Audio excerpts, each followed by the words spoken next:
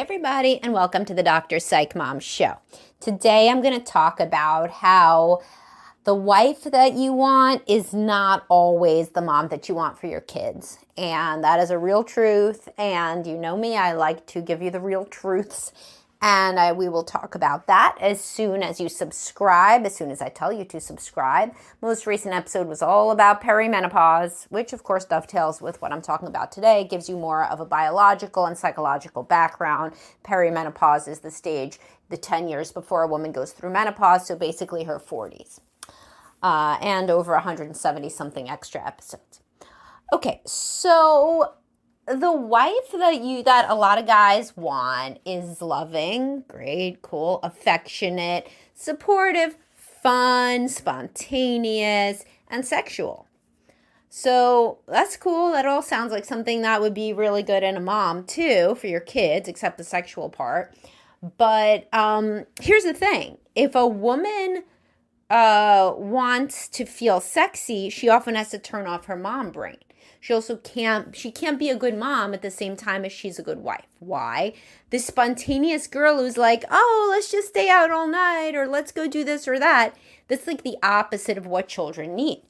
Children need routine. They need stability. They need somebody who gets their school supplies together. They need somebody who helps them with homework. They need to have dinner at the same time every night, pretty much, breakfast, lunch, all of those things. They need somebody who's not super emotional, right? You could be emotional and everything, but you can't be volatile.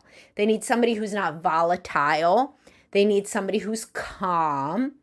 This is a mom. That's a mom. The party girl, the fun girl who feels sexual, a lot of feeling sexy is spontaneity. That's why people have vacation sex. So for a little while, they go away from the kids and they feel sexy again. But then they want to get back to the kids, right? You probably wouldn't want a woman who wanted to go away for 2 weeks without the kids and was like, fuck them. I'm sure they'll be fine wherever they are. Probably not, So the point is these two things are very, very separate. They are, in fact, in opposition to each other a lot of the time. And many men find it very useful to think about how they may have been expecting their wife to be two opposite things at the same time, which is, of course, not fair to her. So what's an example? So the man that wants so think about why men pick the woman that they pick. It's not just because she's fun and sexy. I mean, if that's what you think, then you're really listening to the wrong podcast, because then you do not believe in a subconscious, and that's like not going to work for you agreeing with anything that I say. So you got to trust me, or you don't. Of course, you're free will. But there's a subconscious and so what men want is for their seed to go into women who are going to keep the baby alive that they make, even whether or not they could have a baby. Everything's biological. I've told you about this with the honeymoon stage like a million times.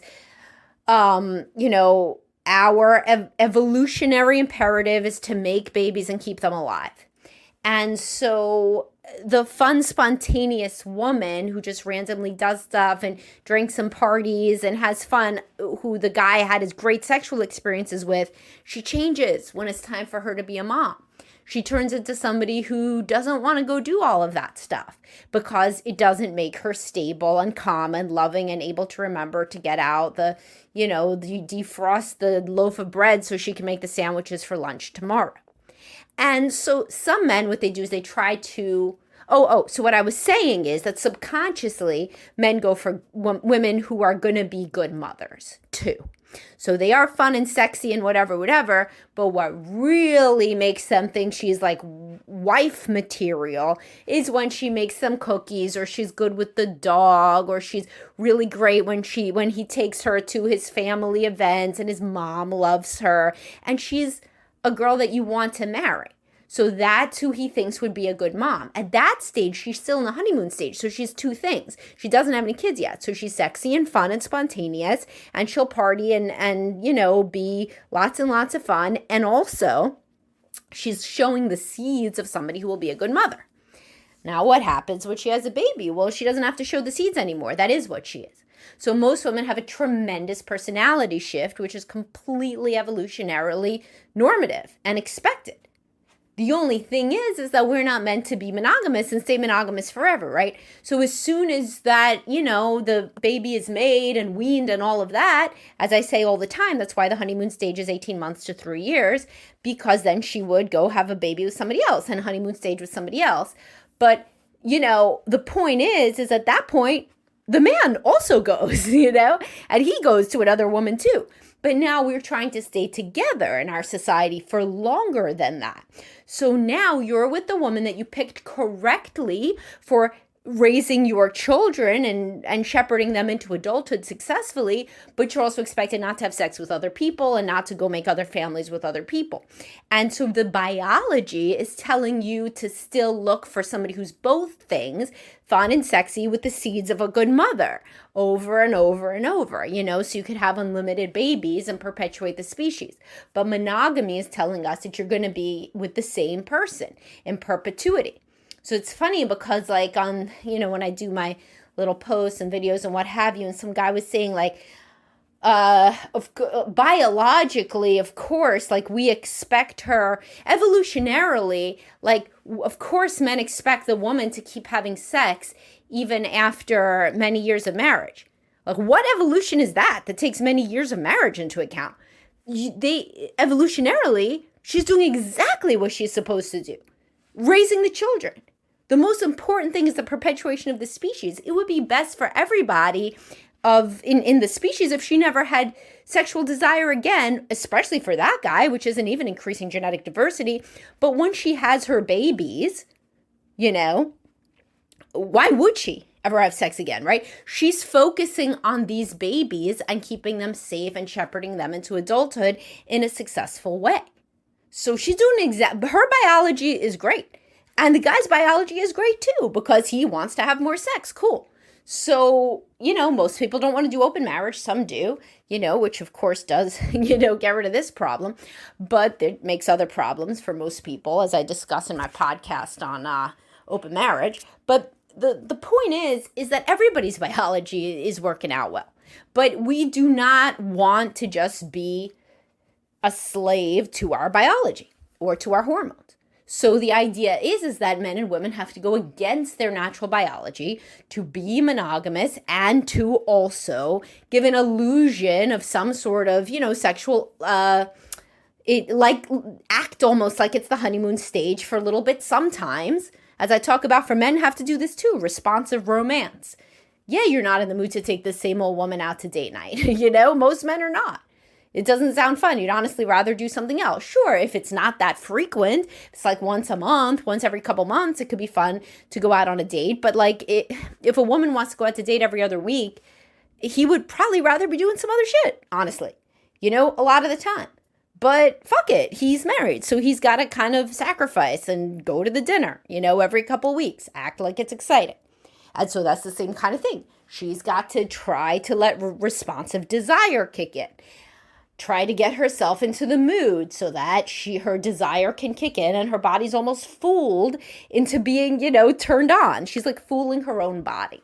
It's like her body is oh, well, we wouldn't be laying down and trying to have sex with this guy if we weren't into him, right? So, all right, I guess we must be excited. And of course, the better he is technically in bed, then the better that whole thing goes and the more her body can respond to him. But let's not be ridiculous. It is an illusion. People are very close. They're friends. They're attached. They deeply love each other after a certain amount of years of marriage. But neither person is feeling about the other person as though they are the be-all, end-all of everything romantically, like in a romantic movie. Romantic movies do not have two people who are married for 10, 15 years. Because who cares, what those people care about is a million things. They don't just care about each other. They are married to each other. Of course, sometimes there's hysterical bonding if there's a threat to the marriage, but that recedes. And I have a podcast on that. So yes, people could still be in love and love each other, but that in love at 10, 15 years does not feel like the in love right away. It isn't the NRE, the new relationship energy. It isn't the infatuation. And that's because of biology and evolution. So if you expect your wife to be the same So you picked her. She's a good mother. Let's say she's a good mother. I'll talk about it if she's not in a sec. And part of what makes her a good mother is she's so into the kids and she's calm and she's loving. She sits down and does a lot of boring shit with them that you wouldn't do. She's always looking for ways to enrich them. She's reading books on childhood development. All this shit. Great. That congratulations, you picked well. You fulfilled your evolutionary imperative. Maybe try to think, how could that person who's reading the parenting book also be a person who is just thrilled to have sex every second spontaneously like she used to? It just doesn't make it doesn't make any sense. Same as when you were a young guy, maybe she met you in college and you would have cut class to hang out with her and to have sex with her and to even just to go to coffee with her or read a book next to her. Right now, are you going to miss a big meeting that could potentially cost you a big client because she wants to go to lunch? I don't think so. Most people would not, because what's your evolutionary imperative is also to take care of your children. You're not going to lose your job because she decides she wants to go to coffee at the same time as you have a big client meeting. You would say, no, honey, I can't. And that's that. And most women would be like, oh, why? And you'd be like, well, because I have a big meeting. She'd be like, okay, because, she doesn't want you to lose your job, obviously. And that makes sense. So when you think about your wife, think about the things that you love about her in terms of how she is as a good mother, and think if some of those just really kind of make it impossible most of the time for her to act like your girlfriend. She can't be your girlfriend and also be a good mother. Now, sometimes she's not a good mother, and there are two outcomes of that. Sometimes she's too sexual, too spontaneous, too all of these things. That's true. Often it comes with a drinking problem or borderline personality disorder where the woman, there's a lot of fighting, there's a lot of big makeups and breakups, and that's not good for your kids. So for your kids to see mommy, it's like the movie I always talk about, When a Man Loves a Woman. She was still kind of acting like his girlfriend at the beginning when she was an alcoholic, and she was being a terrible mother. Unfortunately, the kids were terrified. She was falling down drunk, but she was acting like his hot, sexy, spontaneous girlfriend. No man would choose that, though, for his kids, right? For that to be the mother of his kids. Now, there's also the situation where she's not a good mother and you don't have sex. And in that situation, man, you should have been in couples counseling yesterday because you are getting nothing and your kids are suffering. So that is an emergency scenario, basically, where she's opted out of the kids, opted out of you. This is very, very rare. But, of course, the vocal minority says this on the internet, the woman, and it's not like it never happens. It's rare. But for a woman to go out and basically leave the guy, not even be invested in him and not be invested in the kids, that's very disordered. So that's where you got to figure out if you're even going to stay together or what. But most of the time, with your expectations for your wife need to be she's a good mother first and foremost. And you guys are so close to each other and so loving toward each other that she wants to get in the mood for responsive desire.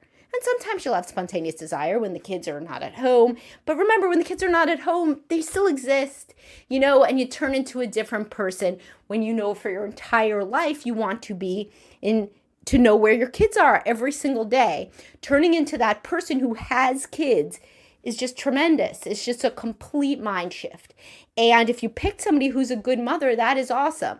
So don't also then expect them to be a good girlfriend, because that skill set is very contradictory. Except in the honeymoon stage, then you're somebody with kids, but your brain is telling you that it's like a new person. So like if you're both parents and divorced and dating, that she has kids, but she's like still like super into you and like whatever. But this is very time limited. That's because her body's trying to make another baby with you. Even if she's not really trying to make another baby, that's what her body and brain are doing. All right, I hope you guys enjoyed this. As always, I really try to inject some reality, some realism, expectation management so that people could be happy with what they have, not blame one another, and understand the basic evolutionary, biological, and psychological context of their lives. And thanks for listening, and I'll talk to y'all soon. Have a great day, guys.